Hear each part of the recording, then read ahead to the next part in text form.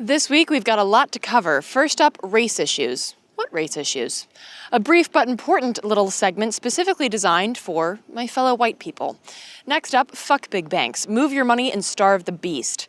Next, Uncle Sam hates immigrants, but he doesn't mind making money off of them. Immigrant detention centers and the sanctuary across the road. Sarah Jackson's Casa de Paz. Then we've got 7 reasons why this corporate coup matters to you. And finally, Obama busts move. But first, perception's reality, scene. Perception's reality, scene. Perception's reality, what you do or do not believe, don't make a difference to truth. But how does truth get to you? Oh, the plague of a stage set with characters two-faced and lights that flash as you move, a mob scene, a striptease, a back-and-forth seesaw, up and then down you fall. What you saw isn't the scene. Lies build the set walls, flimsy but tall, and the truth is a short, weakened breath, a whisper you let in just to sigh.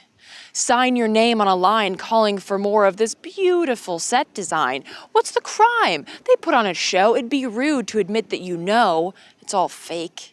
How hateful to storm that same stage, pull the truth from its cage, turn to the man and say, shut it down. How silly it seems to hush the actors so bold and loud on the scene, to make space for a timid truth teller, quiet and simple, no crowd favorite, please.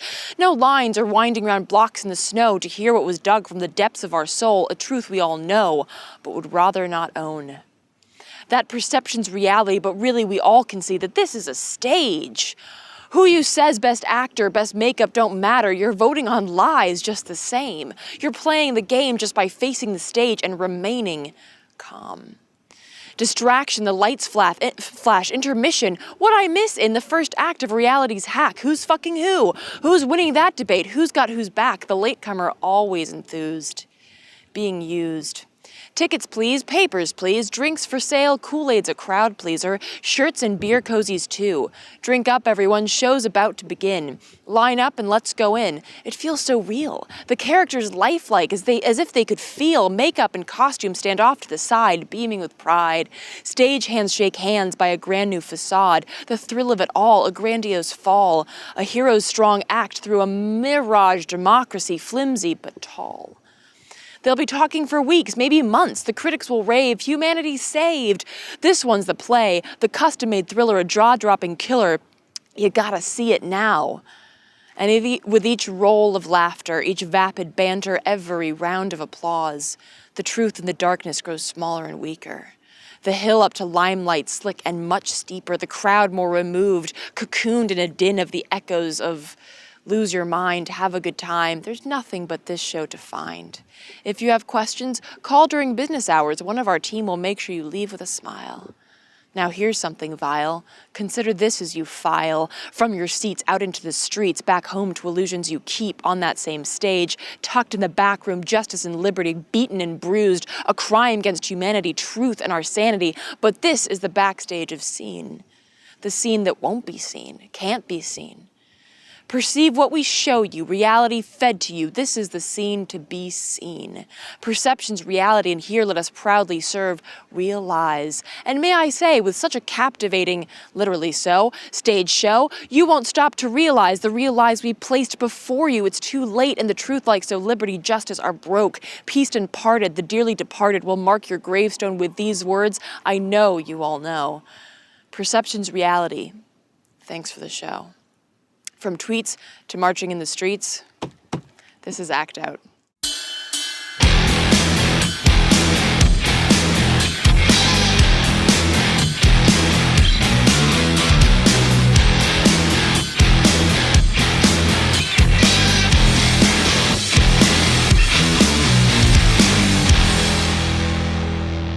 Welcome to Act Out. I'm Eleanor Goldfield, and this is your tipping point. And welcome to the scene of yet another creative activism project. In light of recent events, though, well, actually, recently plus a few hundred years, let's start off this week by talking about the race issue. Now, I'll go ahead and say that this upcoming segment is not a how-to on ending racism. This is more about how to recognize it in the first place. And I'd like to dedicate this first message primarily to all of my white viewers.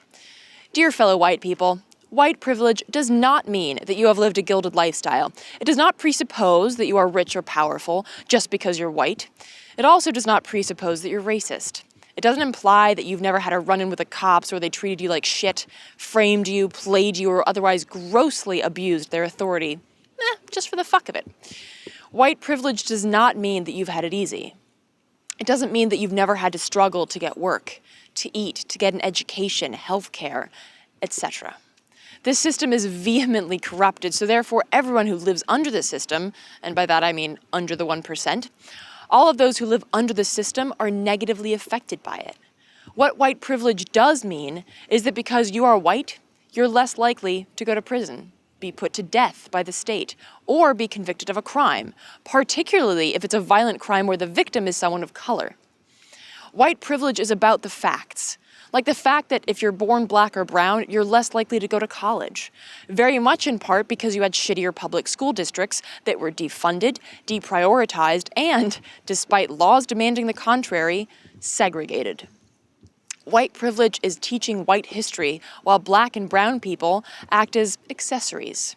It's African American studies as an elective because we just don't have time to cover your history in a class that's required.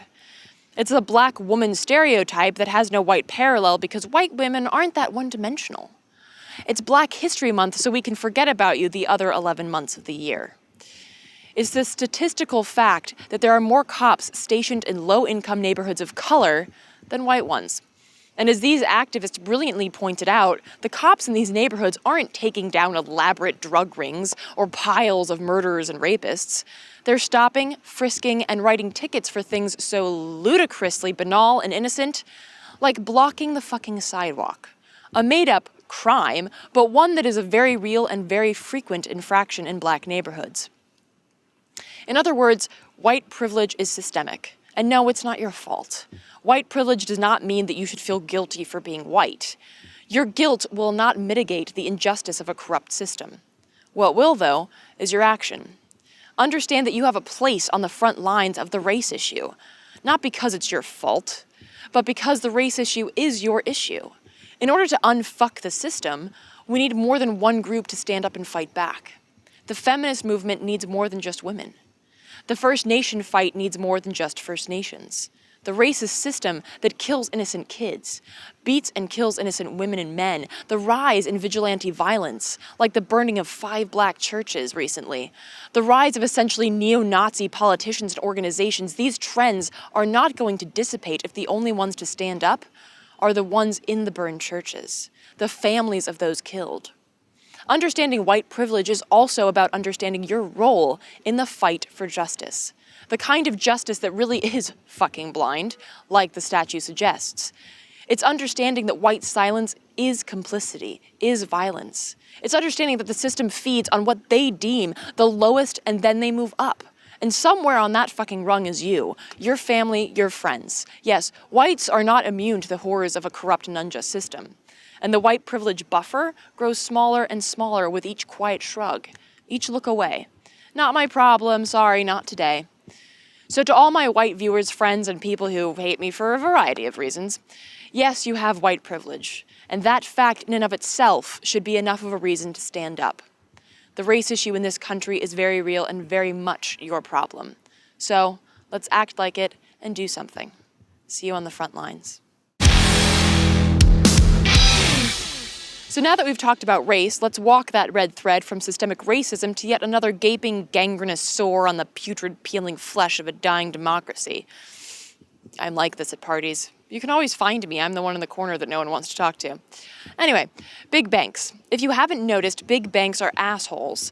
Not only are they responsible for the crushing recession in 2008 and the aftermath, they're responsible for continued gambling and assholery with and for our money, our livelihoods, and our futures. So, put simply, fuck them. There are only 2 ways to bring down a big bank. One is through regulation. Well, we see how well that's going. Another is by simply starving them. And the only way to do that is to move your money. And although I encourage people to do their own research on any and every financial institution that has a chance at holding your cash, I get the obvious that most of us wouldn't and won't. So, ladies and gents, I present to you the Bank Local website. You put in your location, and an excruciating 5 seconds later, you get a complete list of local banks ranked from least dickish to most dickish.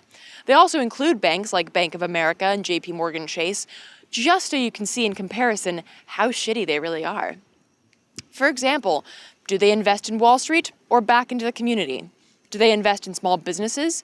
Do they depend on mostly locals for their business? Do they answer to Wall Street or are they owned by co-op?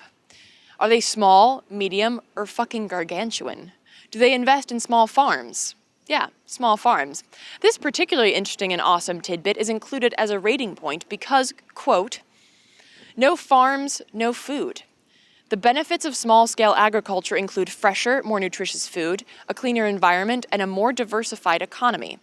Locally grown food reduces secondhand consumption of fossil fuels, supports responsible land development, and honors our agrarian heritage. There you go. To see where your bank ranks and which one you should be banking with, head to banklocal.info, and when you move your money, be sure to let your big bank know that it's because they are, in fact, a gaping, gangrenous sore on the putrid peeling flesh of a dying democracy, and or a bona fide low-life scum. You low-life scum. Moving on, immigration. A hot-button issue for racists and reformists alike, and something that Uncle Sam has come to terms with by building detention centers. As Matt Taibbi writes in his book, The Divide, American Injustice in the Age of the Wealth Gap, the gigantic, menacing complex of bars, chains, buses, and airplanes built to deal with the immigrant poor stands in stark contrast to the tiny, disorganized confederation of perhaps a few hundred lawyers policing transnational financial companies. We don't have special jails for foreigners or executives from foreign firms who steal by the million or billion. Instead, Taibbi notes, some of the biggest investors in private prison companies are the too-big-to-fail banks. So ironically, the very brokest people in America, Hispanic immigrants, are one of America's last great cash crops. Ah, yes, it all ties together, doesn't it? There's yet another reason to move your money from big banks like Wells Fargo, for instance, who has nearly $100 million invested in GEO, plus another $6 million in CCA. Those are private for-profit prison corporations. B of A, General Electric, Fidelity, and Vanguard are some of the others, and there are many, many more. These companies literally make money off of caging human beings, and that includes kids. Setting outrageous price tags on not only freedom, but things like prepaid phone cards. I'm having trouble today. Must be the spray paint. Shoving the price to 3 or 4 times the actual value, knowing that detainees will be desperate to make contact with friends and family. One such abominable detention center is in Aurora, Colorado. This detention center specializes in immigrants and, as we shall hear, tearing families apart. And that's precisely why Sarah Jackson decided to put her Casa de Paz right across from it. Modeled after a similar hospitality home in Georgia, Jackson seeks to offer shelter, food, and warmth, both physical and emotional, for former detainees and their families. Last week, Sarah spoke to us about the Casa de Paz and her twisted neighbor across the street. Take a look. How did you become aware of the detention center, and talk a little bit about how are other people in the community affected by it, either indirectly or directly? Do people know what goes on there? So there's actually a group that does a protest/vigil, prayer vigil, of the first Monday of every month, right on the corner of where the detention center is. And the detention center is pretty well hidden. If you were just driving past it, you wouldn't know that it was there. It just looks like a big warehouse, and it's kind of in an industrial part of Aurora, so you just don't even blink an eye. And so a lot of the people who live at the apartment complex where Casa de Paz is really didn't even know that there was a detention center there. And then once they started seeing guests come and different people in and out all the time, and we started talking about what I'm doing, that's kind of how a lot of people started to get educated about what goes on right across the street. So the protest, I went there one week just to see what they do and to understand like what they were trying to accomplish in their monthly meetings there on the corner. And one of their goals is actually to raise awareness in the community that a detention center is right there. Talk a little bit about what you found out that happens there. I know that you've had guests that have stayed at Casa de Paz that have told you about their experiences. What have you learned that goes on there? And talk a little bit about how they even end up there in the first place as well. So there's a variety of reasons why people would end up in a detention center. They could have been their work could have been raided, and then they found out that they were living here without papers. Somebody could have turned them in to ICE. Unfortunately, what happens quite often is, you know, either a married couple or boyfriend girlfriend or just friends. They'll get into a fight, and one of them knows that the other one is undocumented, and they'll turn them in. They could have been, had a traffic offense, a speeding ticket, running a red light, DUI, something like that, and then been found to be undocumented and put into the detention center. And then there are some people who have actually committed crimes, who have served time in prison, and then after their time in prison, they are transferred to a detention center where they're then working out their immigration status. And life in the detention center is, I mean, I've never lived in a detention center. I've been in the detention center, so I can see from my observations and hear from the stories of the guests. It's just very hopeless. You are in one room, your dorm, 24/7. You eat there, you sleep there, you take showers, you go to the bathroom, you read. There's no access to going outside. They don't have like a track that you can walk around. They have another room that's attached to their dorm that basically just doesn't have a ceiling on it, and that's their way that have access to fresh air. And they're in that dorm room 24/7 unless they have somebody come and visit them, like a friend or a legal visit. Although the majority of people who are in immigrant detention they can't afford legal access. Or they could also potentially leave their dorm room if they have a job. So the detention center in Aurora is run by this corporation called GEO. It's a private prison industry, and ICE, Immigration Customs and Enforcement, contracts with. So ICE goes to GEO and says, "Hey, can you hold X amount of people for us in your facility?" And GEO agrees, and they come up with a price of how much ICE is going to pay GEO per day per person. And so GEO, and there's another big corporation called CCA. Those are the two big players with the private prison industry. I mean, these are multi-billion-dollar industries, so they're making lots of money. And not only are they making a ton of profit, but they're also using immigrant labor. So the people who are detained in the detention centers have the chance to work in the detention center. Not everyone can get a job because the jobs are limited, but that the work is like cleaning and cooking and doing maintenance. And for a full day's work, they're compensated $1 a day. So some people actually want to get a job because it gets their mind off of, it kind of passes time a little bit faster. The money does come in handy because they can buy minutes to talk on the phone, or they can buy food in the commissary, which is outrageously overpriced, obviously, just trying to extort as much money as they can, GEO and CCA, while somebody's detained. But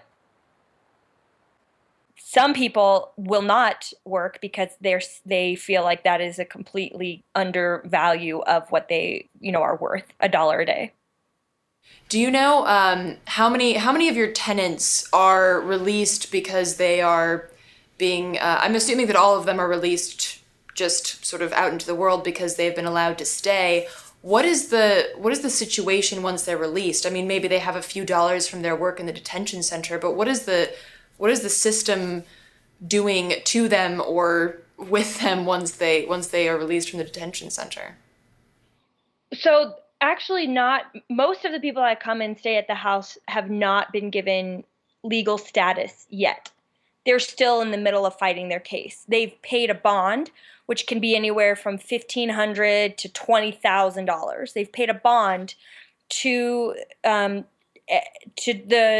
prison, saying, that they're not a flight risk and that they're going to show up at all their court appearances, et cetera, et cetera. So some of the people who are released do have legal status. They've won their asylum case, or they whatever, the situation happened. But most of the people that actually come through have not won their case yet. They're still in legal limbo.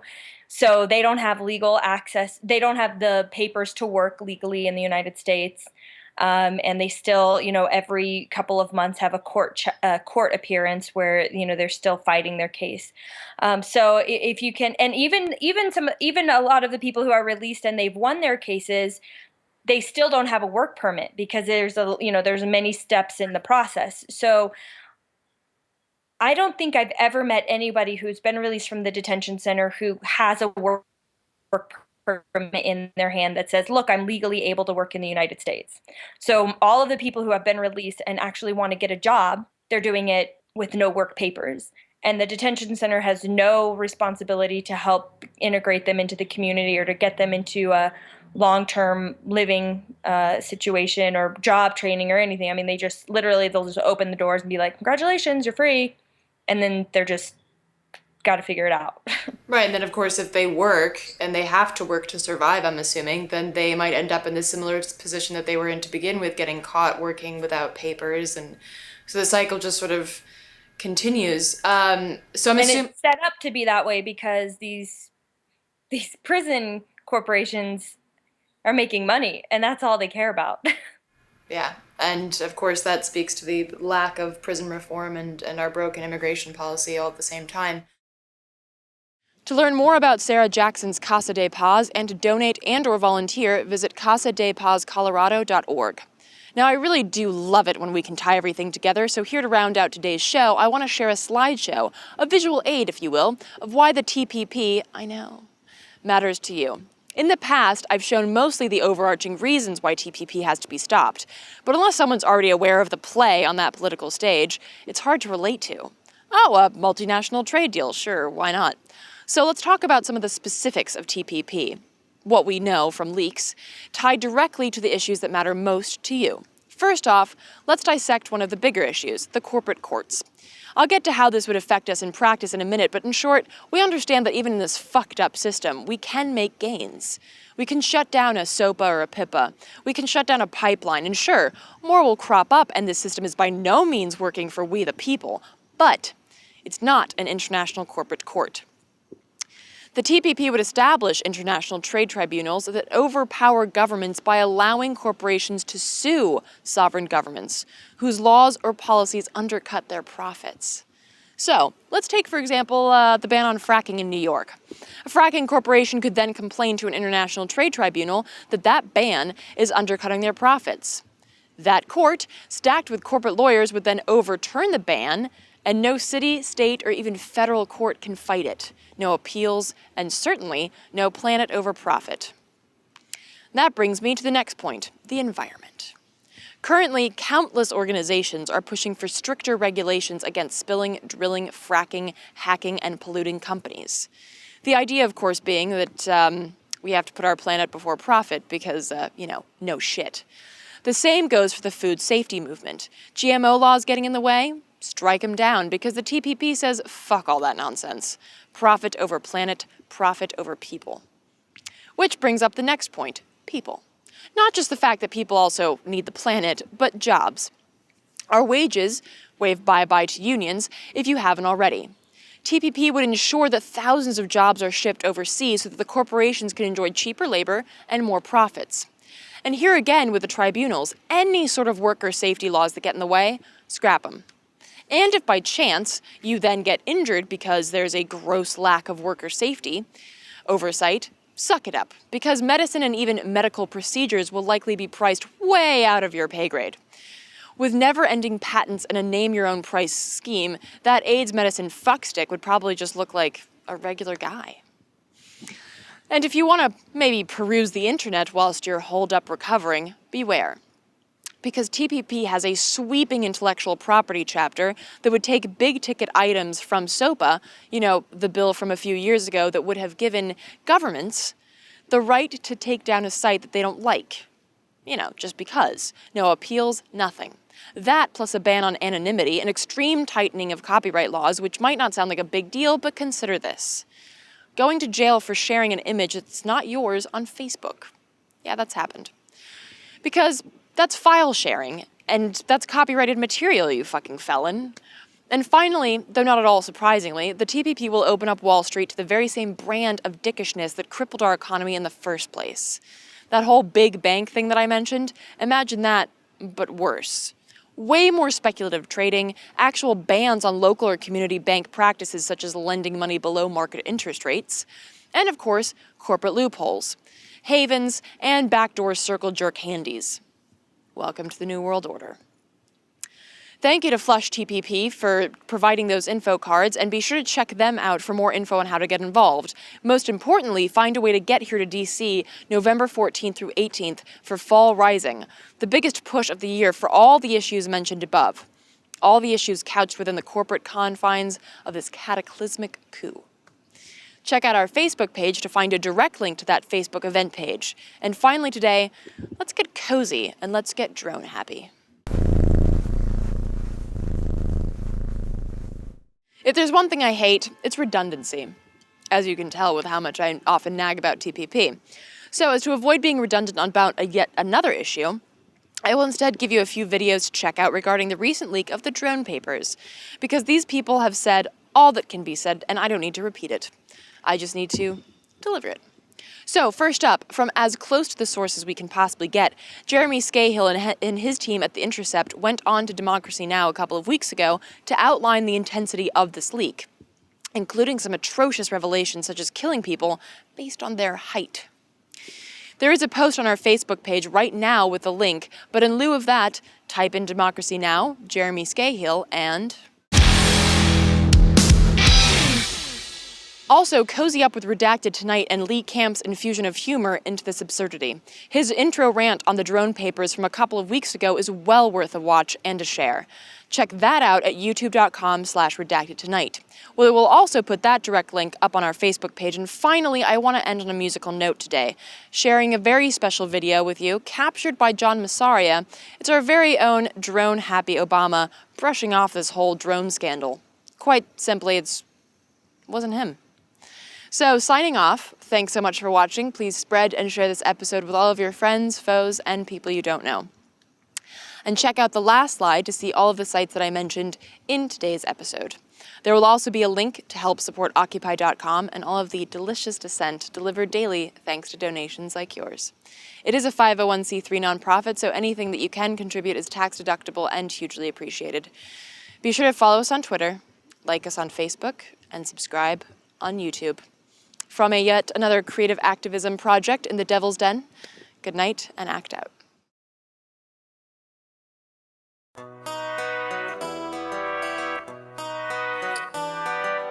Open up! What do you want, man? The UN wanna bust me. For what, man? Dropping missiles on people's heads in Pakistan. Woo. Women and kids mostly. Man, didn't you use your drone? Of course!